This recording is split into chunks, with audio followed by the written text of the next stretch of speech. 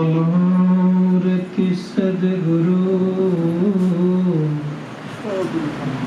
मिलवै सर्वाधार।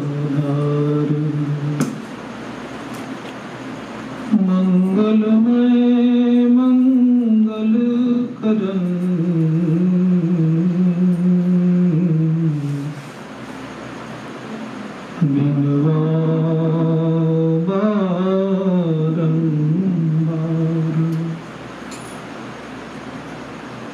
धन्य धन्य सद्गुरु सुखदा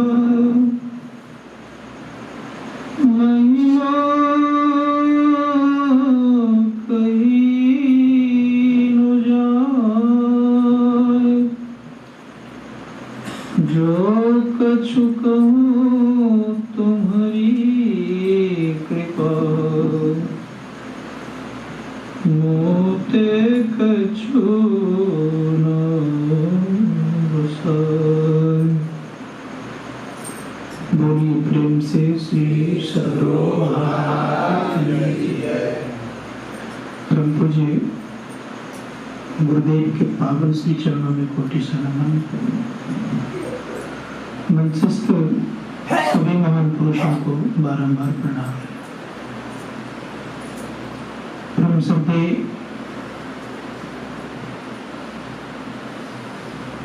हमारे विजय परमादरणीय साधक वृंद,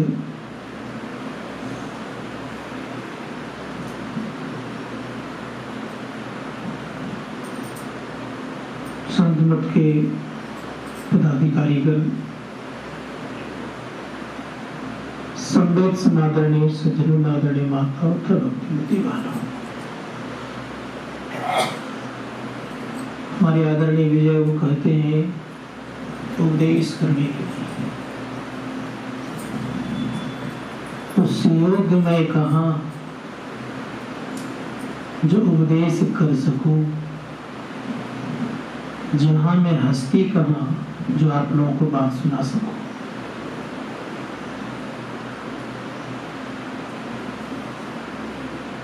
ये मैं केवल संत महात्मा के मुखार बिंद से जो सुना है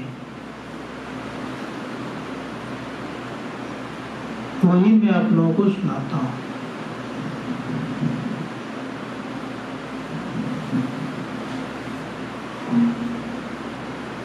उपदेश तो वे करते हैं जो उस परम तत्व परमात्मा को प्राप्त कर लिए हैं, उनकी वाणी उपदेशात्मक होती है। हमने उस परम पिता परमात्मा का साक्षात्कार तो नहीं किया है, उस पथ के तरफ चल रहा हो। ये उपदेश नहीं है, ये निवेदन है आप लोगों से।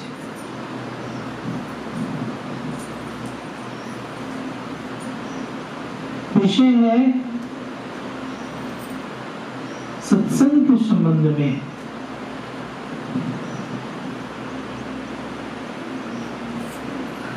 प्रत्येक मानव को सत्संग करना चाहिए।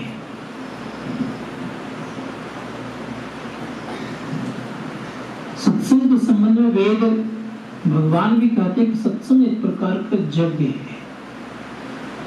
कौन सा यज्ञ है? ये बौद्धिक यज्ञ के साथ साथ ध्यान यज्ञ भी है। इसमें ज्ञान की वृद्धि होती है। शास्त्रकार कहते हैं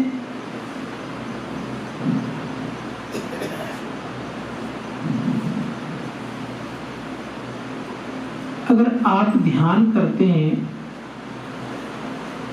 तो आप परमात्मा की तरफ बढ़ते हैं और बहुत सारे आपको लाभ हुआ करता है, बहुत सारे लाभ होते हैं।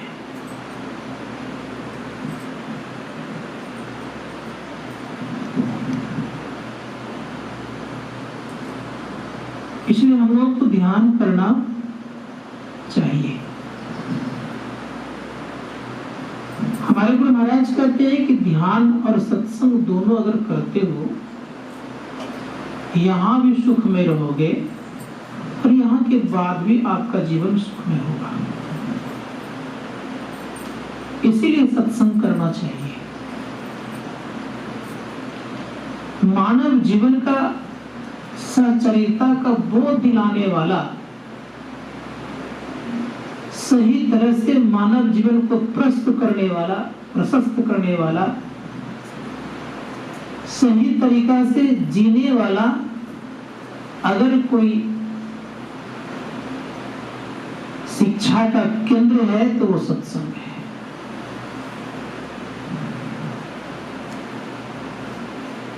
क्योंकि यहाँ शिक्षा के साथ साथ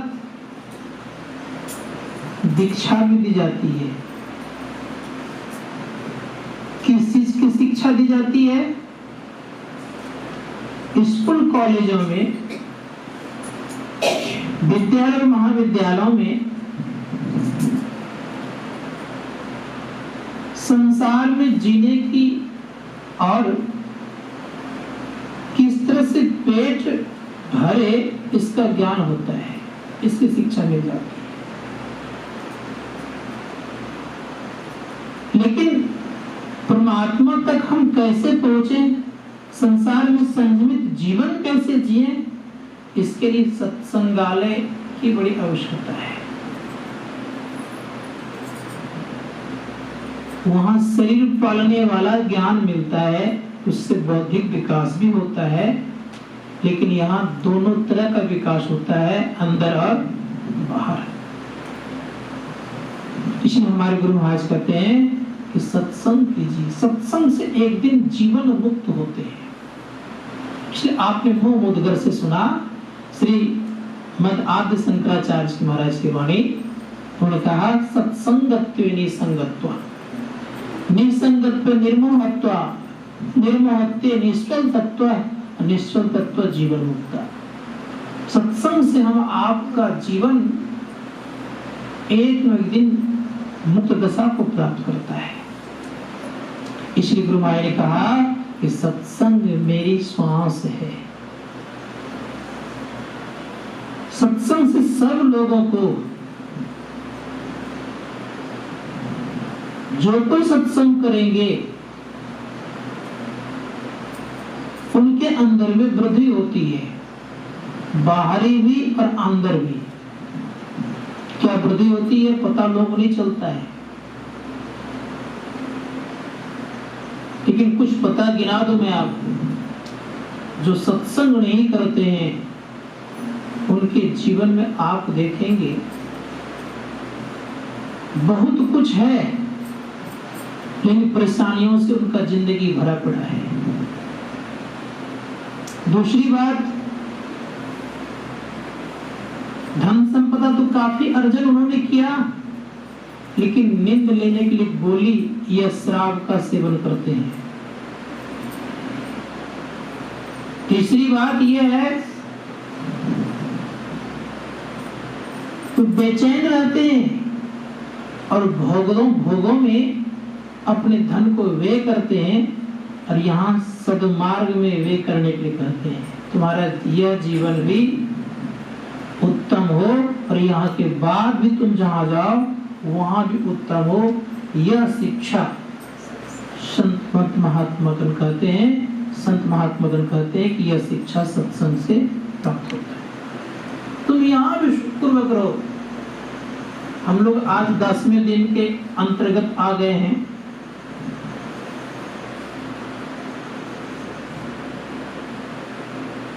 क्या हम लोगों को शांति और सुख का कुछ तो अनुभव हो रहा है ना?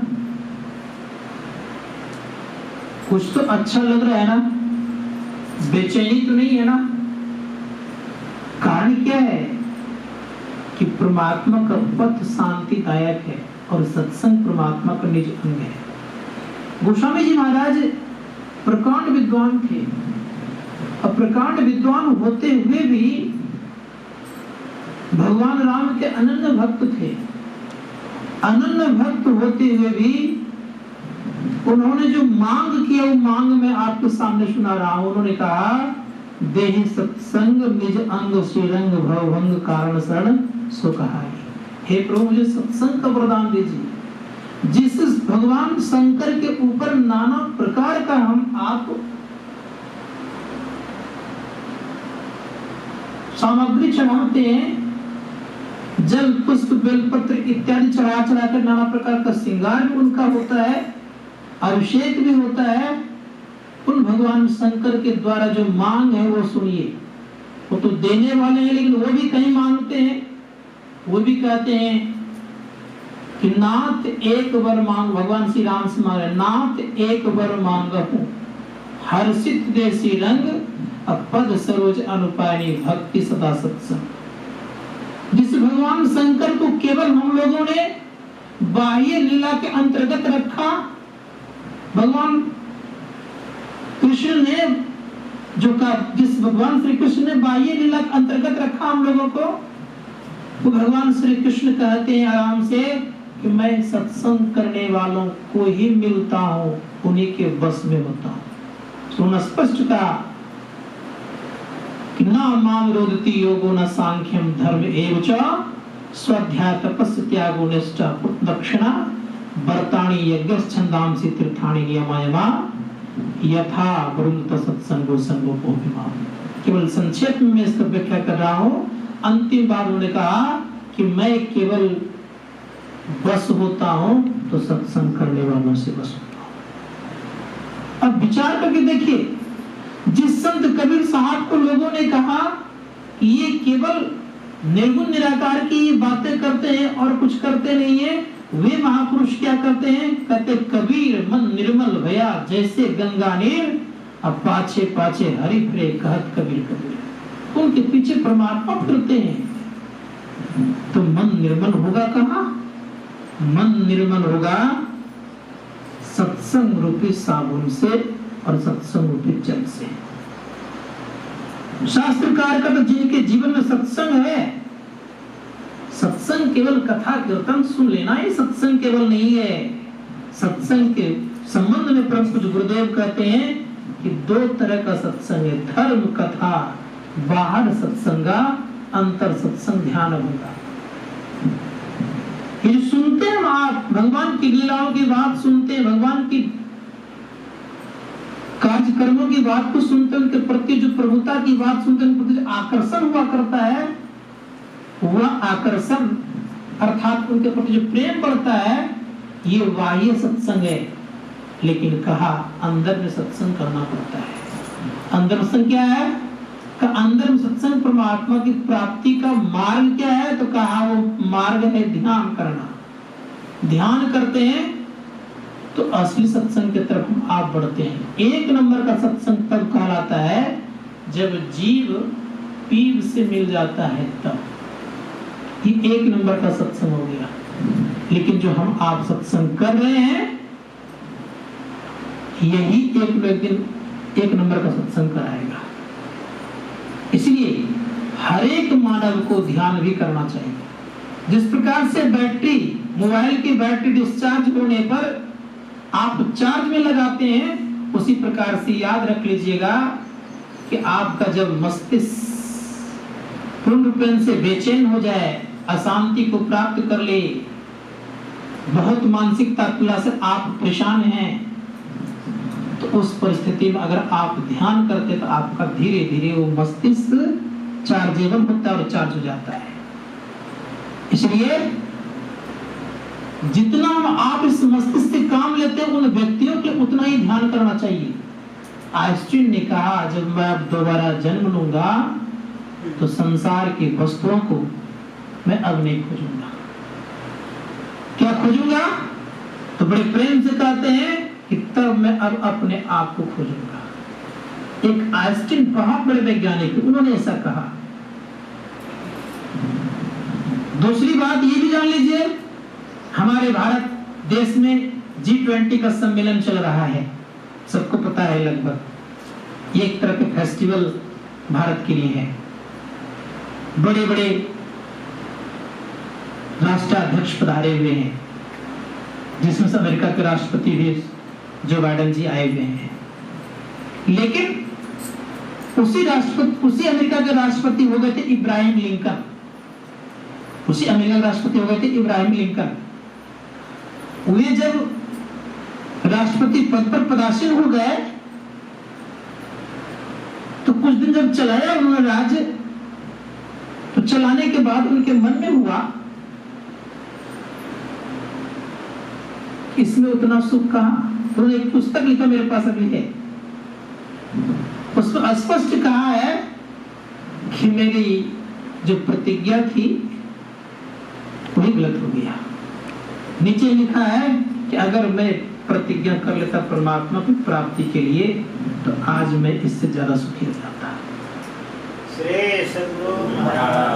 अब विचार करके देखिए, एक राष्ट्रपति कह रहे हैं, अमेरिका के राष्ट्रपति कह रहे हैं जो सर्व जीवन संपन्न है, और वहां के राष्ट्रपति कह रहे हैं अगर मेरी प्रतिज्ञा हो जाती परमात्मा की प्राप्ति की तो मैं सबसे अधिक सुखी हो जाता। वो भी जान गया कि संसार की भोगों में वो परम सुख की प्राप्ति नहीं है। जब भी प्राप्ति होगी तो अपने आप की, अर्थात सुख की प्राप्ति जब भी होगी, परम सुख की प्राप्ति होगी अपने आप की पहचान में। इसलिए बाहर में अपने आप का पहचान आप नहीं कर सकते। इसलिए हमारे गुरु महाराज कहते हैं कि अंदर में चलने का प्रयास करो। रास्ता बता रहे हैं, करे नौक ते सफेद सन्मुख झलके झलाझली, सहरग में नजर थीर कर तज मन की चंचली। सहरग करते सुषमना को, कर नौक ते सफेद झलके झलाझली, अर्थात बहुत सफेद झलकता है, लेकिन जब आपकी दृष्टि सुषमना में स्थिर होती है तब मन की चंचलता समाप्त होती है। इसलिए भगवान श्री राम ने बड़ा सुंदर शब्द कहा, इनसे हनुमान जी से बहुत शास्त्रों का अध्ययन कर रहे थे हनुमान जी, प्रकांड विद्वान हैं, अपलित बलधामा हैं, गुण ज्ञान निधान के खजाना है वे, लेकिन आत्म साक्षात्कार नहीं हुआ है। प्रभु दर्शन हुआ है बाह्य जगत का, आत्म साक्षात्कार नहीं हुआ है। ऐसे महापुरुषों को कह रहे बड़े प्रेम से, हनुमान जी को भगवान श्री राम कह रहे हैं कि हे हनुमान सुनो, तुमने बहुत पढ़ लिया, कम नहीं पढ़ा है संसार की पुस्तकों को। बहु शास्त्र कथा कंथारो मथेन वृद्धेव किम अन्वेष्टव्यम प्रज्ञन मारुतः ज्योतिरंतरात्मा। हे वायुसुत हनुमान, बहुत सारे शास्त्रों को पढ़ने से कोई लाभ नहीं है, अंतर की ज्योति की खोज करो। अंतर की ज्योति की खोज के बिना सुख की प्राप्ति संभव नहीं है। तब कह रहे हैं कि देखो, अंतर की ज्योति की खोज करोगे तो केवल तुम वही बनते रहोगे सो नहीं है। अंतर की ज्योति की खोज में एक विशेषता क्या है, तुम ब्रह्म स्वरूप नहीं होगे, तुम ब्रह्म ही हो जाओगे। तो स्पष्ट बड़े प्रेम से कहते हैं, दर्शना दर्शने हित्वा केवल स्वरूपता ये अस्ते कपिसारद ब्रह्म स्वरूपित स्वयं का दृश्य और अदृश्य दोनों जब ऊपर उठोगे तो ब्रह्म स्वरूप नहीं होगे, तुम स्वयं ब्रह्म हो जाओगे। एक ब्रह्म स्वरूप होना और एक ब्रह्म होना, दोनों में धरती आसमान का फर्क है। ब्रह्म के दो भाग होते हैं, एक शब्द ब्रह्म और दूसरा पर ब्रह्म। शास्त्रकार जो शब्द ब्रह्म में निशांत हो जाते हैं, निशांत हो जाते हैं, वह व्यक्ति पर ब्रह्म परमात्मा को प्राप्त कर लेते हैं। इसलिए कहा कि तुम ब्रह्म स्वरूप कब तक कहलाओगे, जब तुम शब्द ब्रह्म रहोगे तब तक तुम ब्रह्म स्वरूप कहलाओगे, और उसको पार कर जाओगे क्या हो जाओगे, तुम पर ब्रह्म परमात्मा हो जाओगे। शास्त्रकार कहते हैं कैसे, तो कहा दृश्य और अदृश्य दोनों के परे जाओगे तब। दृश्य किसे कहते हैं, दृश्य कहते हैं देखने को, और अदृश्य कहते हैं जो देखा नहीं जाता, जो सुना जाता है। तो कहा जब आप बिंदु ध्यान करते हो तो देखते हो, और नाम ध्यान करते हो तब क्या करते हो, सुनते हो। इन दोनों क्रियाओं को जब करोगे, इनसे जब परे हो जाओगे, जहां शब्द नहीं रहेगा वहां आप ब्रह्म साक्षात आप स्वयं हो जाओगे। तो वहां पहुंचने पर क्या होंगे, तो गोस्वामी जी महाराज कहते हैं, जानत तुम्हें हो जाई, सरिता जल जल निधि मह जाई, कोई अचल जीव जीव हरि पाई, उस परमात्मा प्राप्त का आप वही हो जाओगे। इसलिए दोनों क्रिया करो, क्या करो, तो सहरग में ठहरो।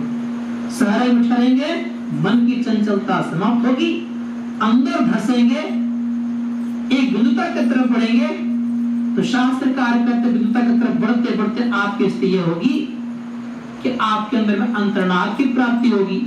और अंतर्नाद में जब अपने आप को डुबा देंगे तो सुनते सुनते क्या होगा, नादों से नादों में चली प्रणव ध्वनि सारणे एक ओम सत्यनाम ध्वनि में ही हो भव पार, संसार सागर से पार हो जाएगा। फिर आपके पास दुख खोजने पर भी मिलने वाला नहीं है।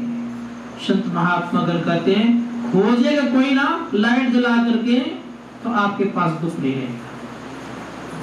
अभी तो नहीं खोजने पर भी दुख दिखता है, नहीं दिखता है, सब जगह दुख ही दुख दिखता है। लेकिन जब ऐसी अवस्था प्राप्त हो जाएगी तो लाइट जला करके खोजने पर भी दुख आपके पास नहीं मिलेगा। शास्त्रकार कहते इसकी खोज कीजिए।